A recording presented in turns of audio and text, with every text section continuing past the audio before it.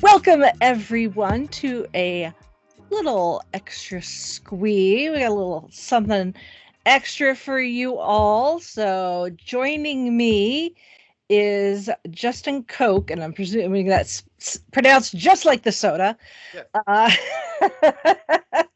It's spelled that way. So, but he is one of the brains behind the comic series. Hopefully, it will become a full multi-part series. SWAT, which is the Eldritch Blue. But it is a I've seen it written a few places. The description that jumped out at me was what we do in the shadows mixed with the wire. Yeah. Or what if Harry Potter was a busted up 40-year-old detective counting the days to his pension? Well, yeah. I mean, that's kind of the Wire feel. Yeah. It's it is a supernatural comedy kind of thing, but it's also it's also kind of like, what if Harry Potter wasn't the chosen one? What if he was just a guy who survived a school shooting? Yeah. Fucked up by it. Yeah, I watched the little trailer type thing that you have out there on the interwebs, and I had to laugh at the introduction, the Law and Order esque opening. These are not their stories. Yeah, I mean, there's a lot of I watch a lot of Law and Order, Homicide: Life in the Street, the police procedurals, 80s action movies where Mhm. the cop movies are very formulaic, and that's a huge part of it, but it's not all of it at all. I make fun of a lot of tropes, but it's a loving mockery, right? But Yeah. there's definitely a lot of inversion and going on with the standard tropes of the supernatural horror cop comedy. Yeah. Genre. Yeah. Um. So we'll circle back to SWAT here in a little bit, but tell us a little bit about your background, as far as comics and the like, because Well, it's, you just wake up one day and you're like, I'm gonna write comic books, or was it yeah, I spent 25-ish, no, yeah, no, wait, no, 35-ish years writing prose, and then there was kind of a moment where I'm like, I wanted to draw comic or do comics for a long time, but the whole paying artists thing was kind of a big Mhm. cheap. And but eventually I just said screw it and started writing comic strips, and it was like gasoline on a campfire. It was just like, this is where I should have been the whole time. Yeah. How I feel about it. So So did you grow up reading a lot of comics? I read a lot of newspaper comics. I mean, I remember vividly the comic rack at the Smitty's grocery store in Joplin, Missouri in 1985. Or at Walden Books. Mm. But I can't say. I mean, I really enjoyed Sandman in the '90s, but it's actually really hard to get good access to comics. I don't know if like, if you don't have a specific store in your town, Mhm. just on the wire rack at your grocery store, and that was. I mean, it was $1.75 an issue back then, which doesn't sound like that much, but if your allowance is $5 a week, you either have two comics or a Yeah. book. And the paperback book will entertain you all week, or the comics will entertain you for the drive home, right? So Yeah. comics are kind of they're an expensive art form. They really are. Um, and so I kind of avoided it just out of economic necessity, because two comics did not do it, for a whole Yeah. week. Uh, but eventually I started getting back into indie comics, or not back into. I didn't really know that was a thing until Mhm.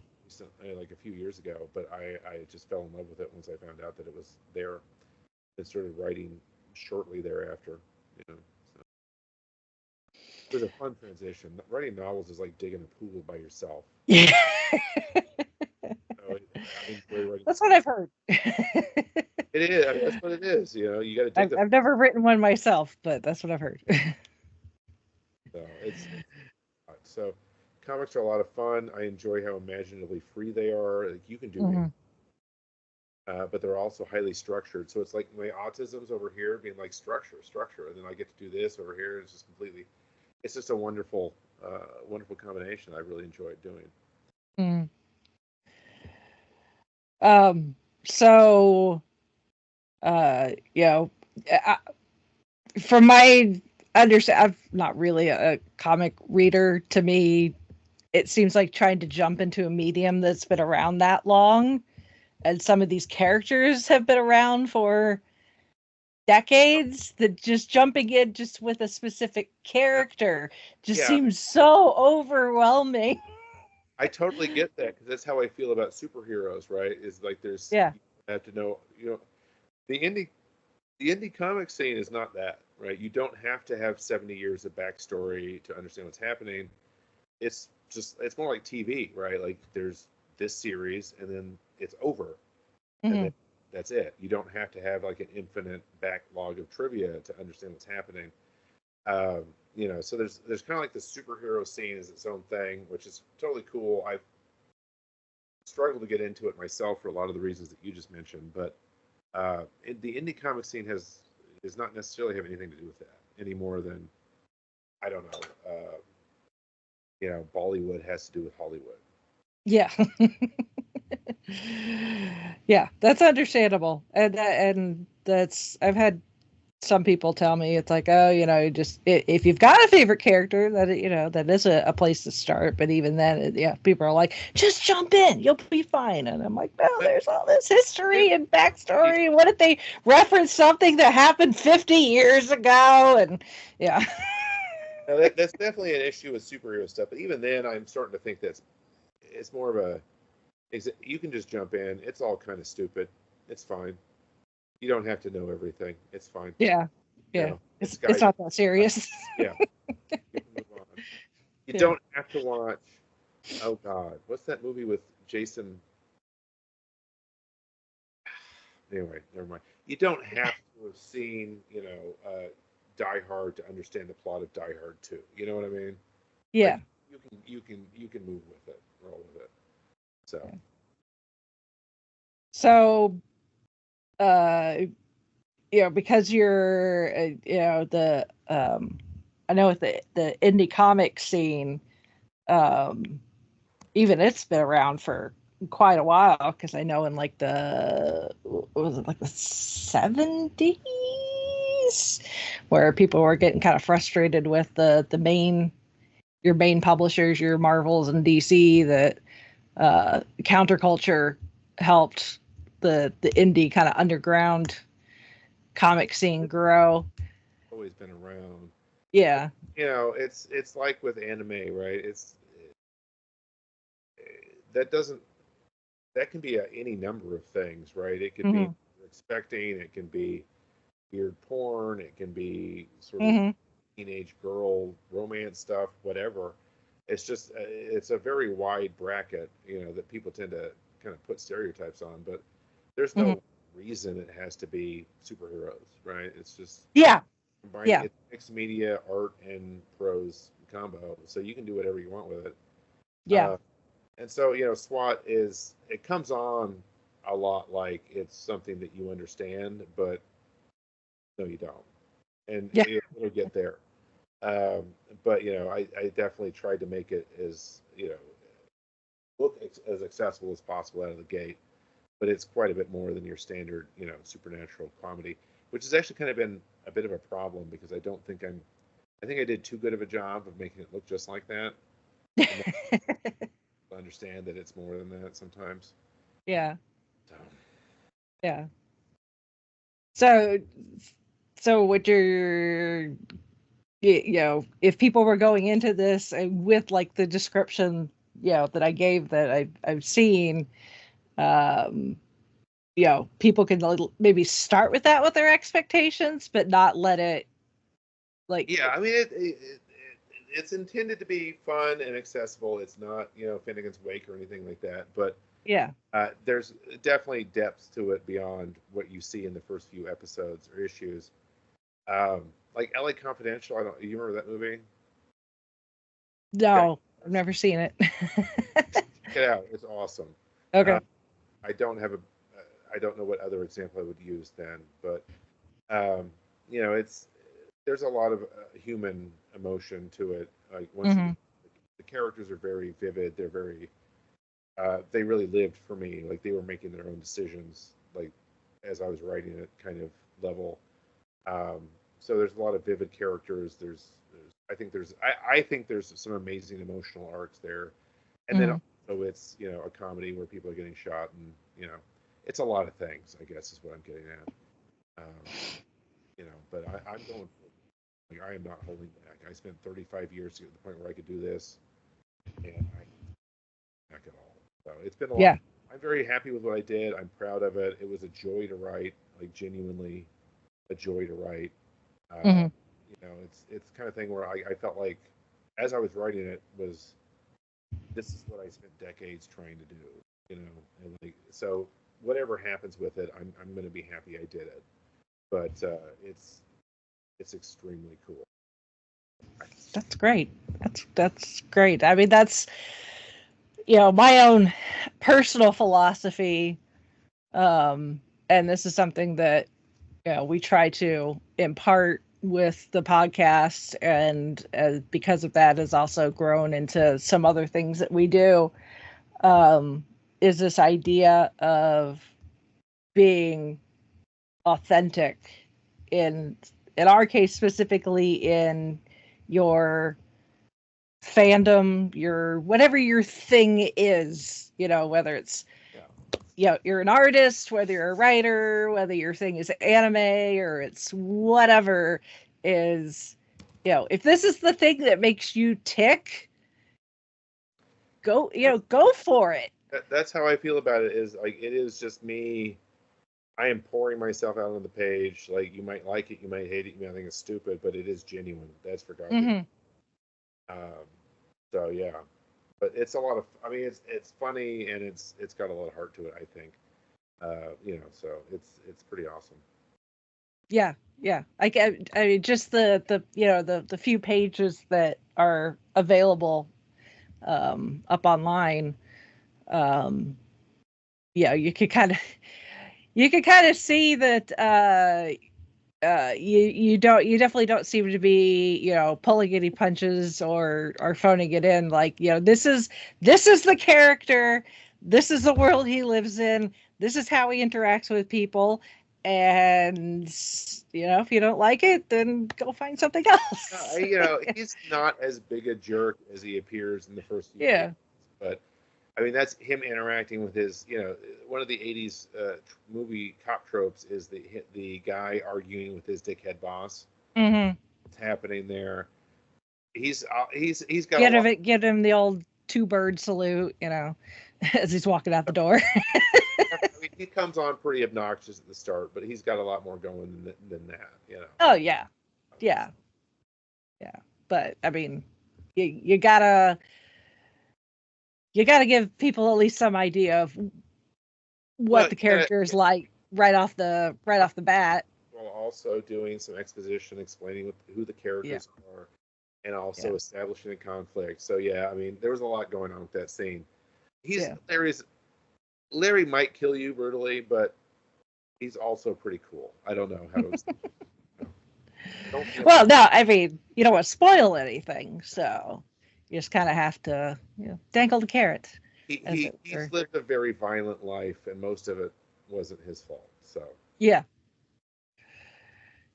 no. So tell me about. Says she wasn't able to join us, but tell us about your cohort, the person behind the art, my name twin. Yeah, she's cool. I mean, we kind of get along pretty well. I really Mm-hmm. like the art that she does. Um, and I think she gets it on, like she seems to flow pretty well with it, and that's always important because the artist is obviously a major component in it's probably the bulk of it, really. Mm-hmm. Um, so it's always important to have somebody who gets the script, and I think she does. So I've Mm-hmm. been happy with the art that she does. So how did you get connected with her? Somebody posted a thing on a Discord server for comic writers, and then I was like, yes, this is the style I need, and then it went from there. Huh. That's cool. And a lot of, I mean, that's all. Not most of those are probably not romantic at this point. It's just like I was on a comic book collaboration thing, and I saw somebody. Is mostly how it works at this point, I think. At least if you're starting out and you don't know what to do. Yeah, no, because I mean the one of the things that's evolved from us doing this podcast for a decade um is last year we started a nonprofit, and the idea is us all being women or people who identify as female, to create a community where creators can find each other. So it's always interesting to hear how creators find other creators, and that the two people that did not know each other, from other I mean, elsewhere is yeah, I mean, interesting to hear. I guess, I mean, if you went to cons and stuff, I guess you might actually meet people face to face. But so far, it's been mostly, I mean, I don't really want to go to a con at this point because I don't even have a single issue of anything to sell. So I'm getting to Hmm. the point where I would go to a con, but I kind of hate waiting in line, right? So like this whole Yeah. whole con scene of being by myself in line just sort of seems awful. But you know, well, anyway, but uh, yeah, no, Yeah.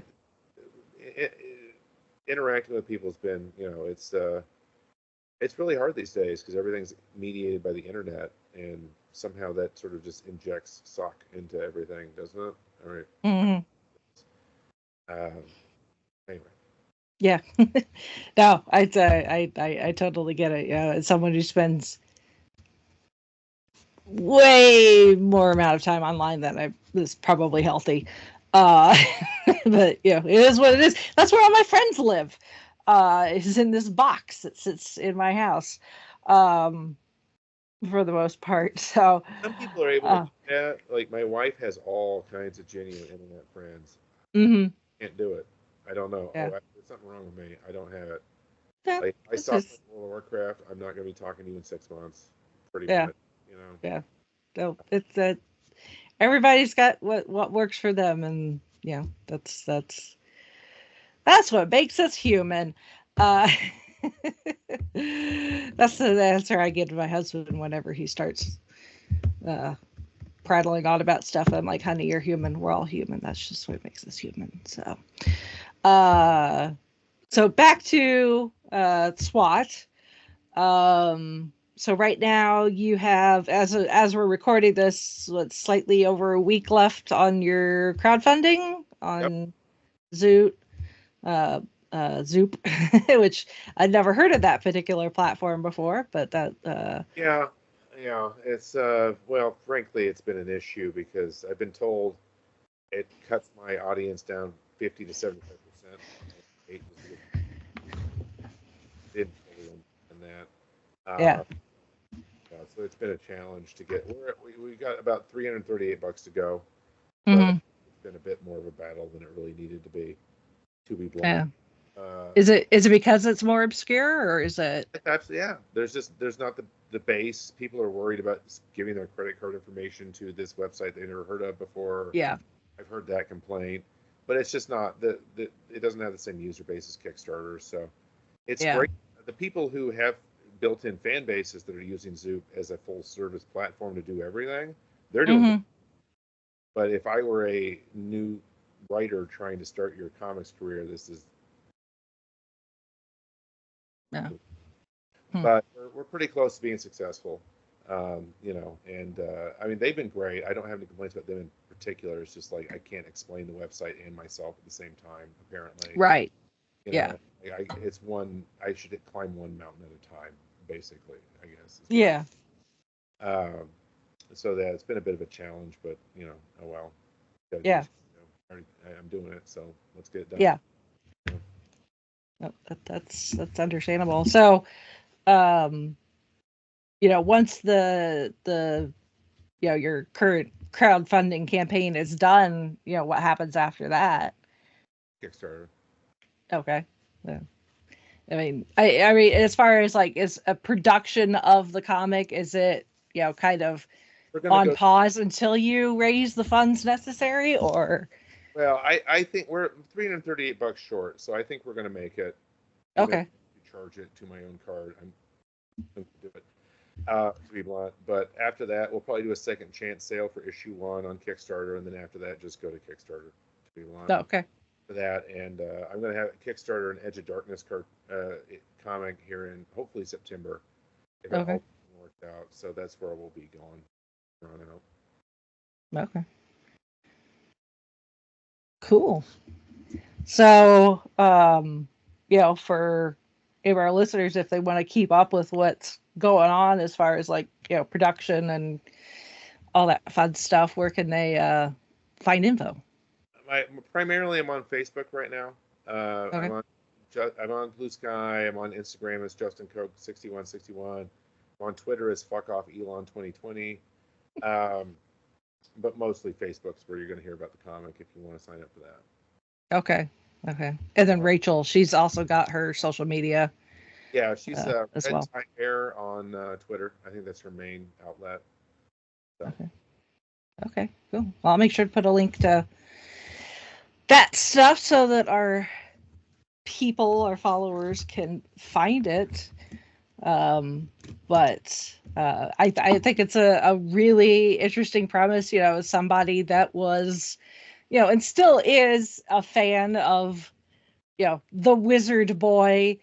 franchise, because I know that like right now it's that particular IP is very divisive She's. because I of mean, the creator, but I'll just uh, say this with regard to her.